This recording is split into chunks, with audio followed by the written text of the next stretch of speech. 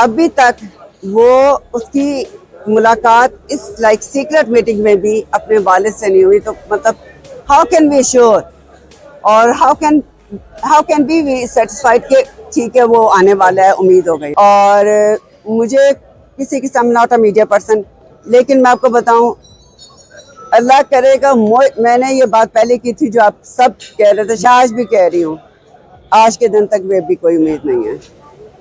हाँ, let's see, अगर वो जो 24, 26 को हेयरिंग है नेक्स्ट, तब भी अगर पेश नहीं करते तो फिर वाकई बहुत परेशानी को उनका होता है। लेकिन अभी तक आप कहना कि मतलब बाकी लोग कह सकते हैं, उनका ज़्यादा एक्सपीरियंस है, वो बड़े बड़े लॉयर्स हैं, लेकिन मैं नहीं कह सकती कि जी बड़ी अच्छे की खबर है। मैं मुल्तान गई हूँ, मैं लाहौर गई हूँ इस्लामाबाद केसेस के लिए, मैंने लोगों को धाड़े मारते रोते देखे, और लोग बहुत प्यार करते हैं इमरान रियाज खान से।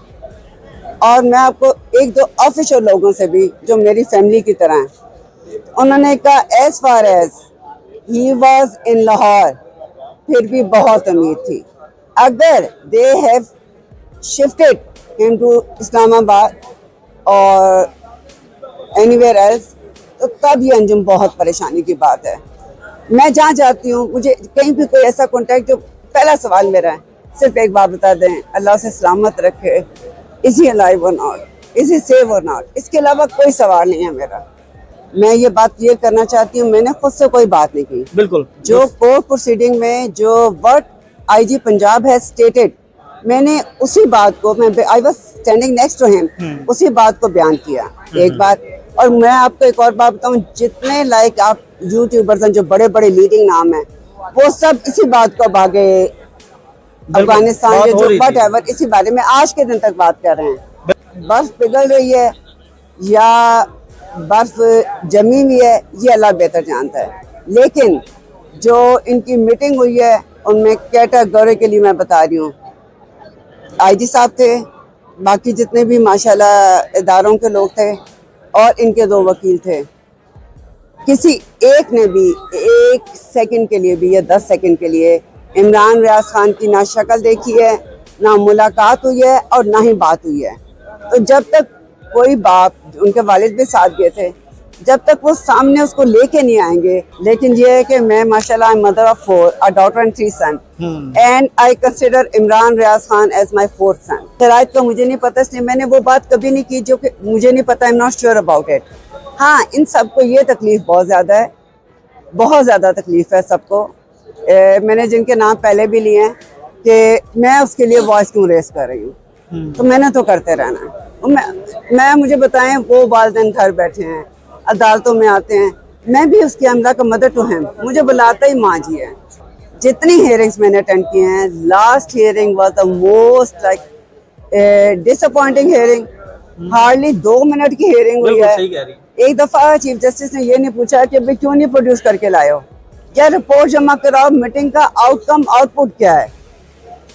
और justice delayed is justice denied. अभी तक वो उसकी मुलाकात इस सीक्रेट मीटिंग में भी अपने वालिद से नहीं हुई, तो मतलब हाउ कैन वी श्योर और हाउ कैन बी सेटिस्फाइड कि ठीक है वो आने वाला है, उम्मीद हो गई। और जो वो बोल रहे हैं उसकी वजह से फिर उम्मीद है कि हम अपना इज्जत वकार, मुल्क और अपनी जो आईनी हक है उसको बचा लेंगे। बाकी मैंने एक्स्ट्रा कभी बात नहीं की। 2-3 इश्यूज हैं जिनके लिए मैंने बिल्कुल अपनी जान वक्फ की हुई है।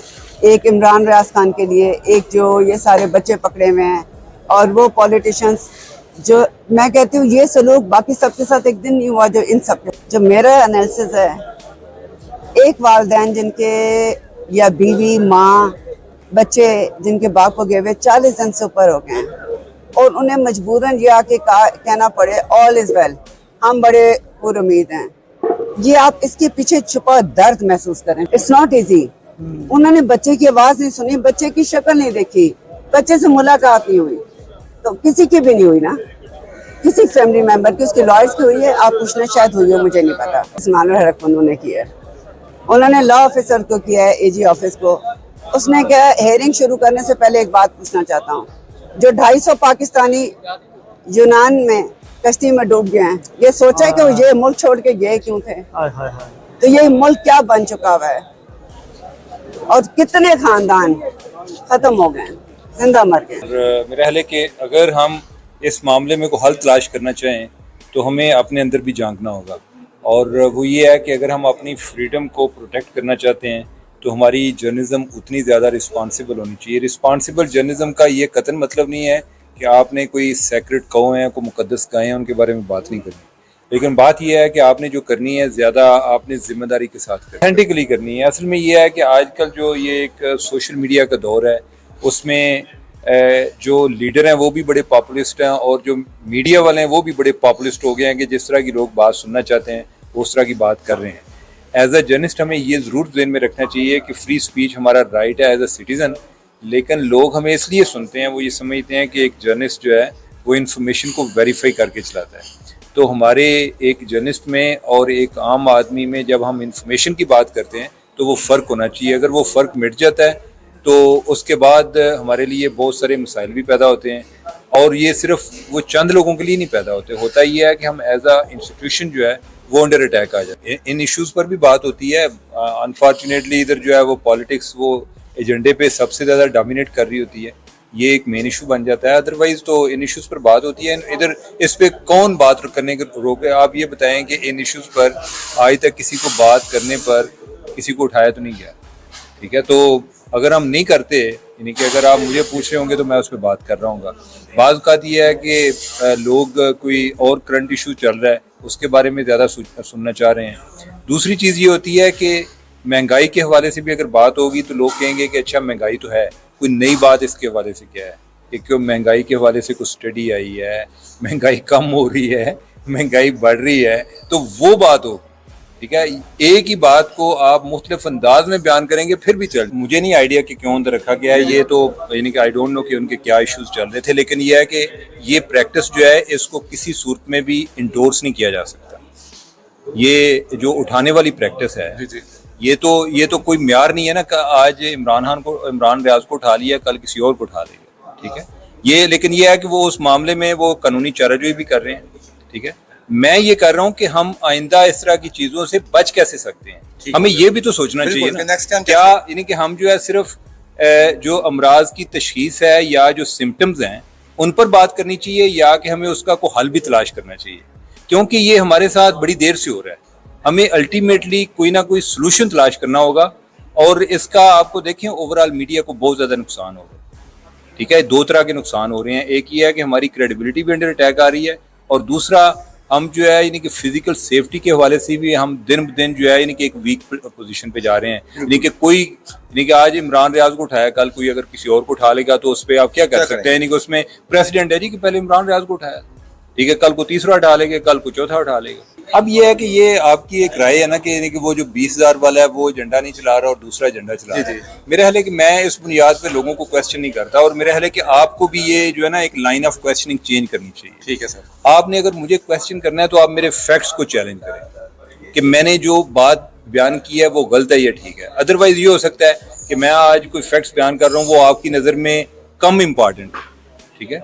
आपने मुझे जब चैलेंज करना है, और मुझे इस पर कोई प्रॉब्लम नहीं आएगा जब आप कहेंगे कि आपके फैक्ट्स में प्रॉब्लम है। अदरवाइज जो है इंटेंशन जो है, एक इशू आपकी नज़र में ज़्यादा इंपॉर्टेंट होगा, एक मेरी नज़र में ज़्यादा इंपॉर्टेंट होगा।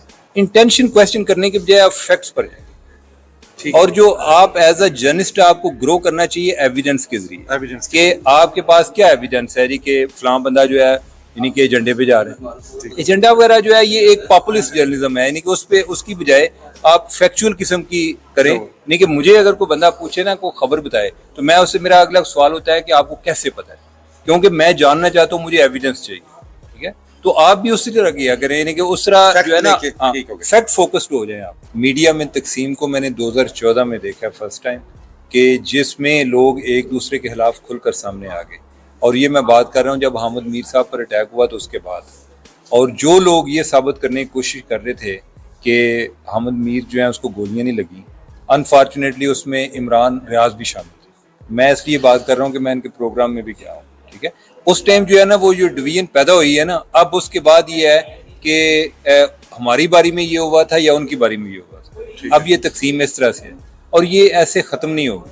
और इसको ख़त्म करने के लिए भी हमें कुछ अपने लिए कोई कायदो ज़वाबत बनाने पड़ेंगे कि जर्नलिज्म है क्या।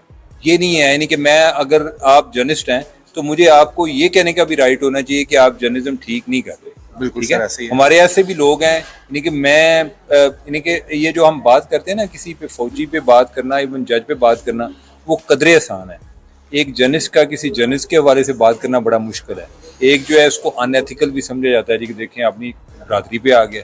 ठीक है, तो आई डोंट नो कि हम किधर से वापस लौटेंगे, लेकिन मेरा ख्याल है कि हमें वापस लौटना होगा और हमें अपनी जो है ना एक अंदरूनी तौर पे इस्लाह ज़रूर करनी पड़ेगी कि जर्नलिज्म है क्या, ताकि यानी कि कोई अगर कोई मीडिया ऑर्गेनाइजेशन है या कोई दूसरा है तो वो जब इन चीज़ों को तयन कर लेगी कि ये जर्नलिज्म है, तो अगर उस बुनियाद पे, उस पादाश में किसी जर्नलिस्ट के खिलाफ एक्शन होता है तो हमें उसके लिए भरपूर आवाज़ उठानी। मैं नहीं ये समझ रहा कि ठीक हो रहा है, बल्कि इसका सबसे ज़्यादा नुकसान ये है कि ये गलत प्रेसिडेंट सेट हो रहा है। ठीक है कि लेकिन ये है कि इमरान रियाज जो हैं, जब इनको पुलिस ने उठाया था तो मेरी उसके बाद जब वो वापस आए तो मेरी उनसे उस टाइम बात हुई थी और मैंने कहा कि आपके साथ जो हुआ है ये बड़ा अनफॉर्चुनेट है, इसलिए भी ये सिर्फ ये नहीं कि आपके साथ हुआ है, कि ट्रेंड सेट हो रहा है। ठीक है, मैंने कहा लेकिन ये है कि जो लोग आपके खिलाफ एक्शन लेते हैं, जब हम उनसे बात करते हैं वो कहते हैं कि क्या ये जिस तरह की जर्नलिज्म कर रहे हैं, क्या आप इस जर्नलिज्म से एग्री करते हैं? तो मैं उनको कहता हूं कि मैं आपकी जर्नलिज्म से एग्री नहीं करता। मेरी या आपकी अथॉरिटी जो है वो ये है कि आपके फैक्ट्स कितने मोतबर हैं। ठीक है, अब जो है ना हमारी फैक्ट चेकिंग अपनी जर्नलिस्ट जो है उनके लिए भी बहुत ज़रूरी है कि हम जब एक दूसरे पर जो कोई प्रोग्राम कर रहा होता है उसमें क्या हम एक दूसरे की मालूमात को चैलेंज कर सकते हैं या नहीं कर सकते। ठीक है, मैं इस चीज़ पे बिलीव करता हूँ। मैं उठाया गया था, आपके ज़हन में होना चाहिए, मैं 2010 में उठाया गया। ठीक है, लेकिन मैं आज भी इस चीज़ पर बिलीव करता हूँ कि एज अ जर्नलिस्ट हमारे लिए जो सबसे बड़ा डिफेंस है अपने हवाले से वो ये है कि हम एज अ जर्नलिस्ट कितने प्रोफेशनल होते हैं। ठीक है, यानी कि हमारी फैक्ट चेक की क्या ट्रेनिंग है, क्या जब हमको खबर चलाते हैं क्या हमको उसको वेरीफाई करते हैं, और अगर कोई बंदा हमें ये बताता है कि आपकी खबर गलत है तो हम उसमें कितना रिग्रेट कितना करते हैं।